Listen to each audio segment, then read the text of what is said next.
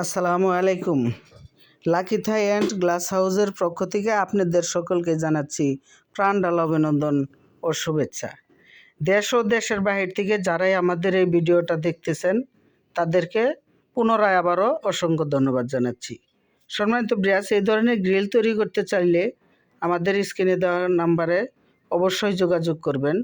হ্যাঁ, দেশের বাহিরে এই বিশ্বের যে কোনো প্রান্তের থেকেই অর্ডার করেন না কেন, স্ক্রিনে দেওয়া নাম্বার দেখে আপনারা আমাদেরকে দিয়ে কাজ করাইলে কোনো রকম কোনো প্রতারিত হবেন না।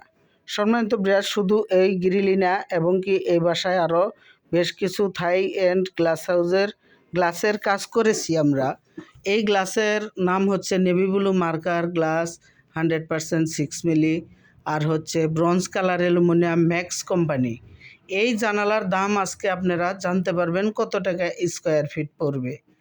এই রকম জানালা হুবহুব আপনারা যদি তৈরি করতে চান আমাদেরকে দিয়ে, বর্তমান বাজারে আপনাদের কাছ থেকে আমরা 470 টাকা স্কোয়ার ফিট নেব।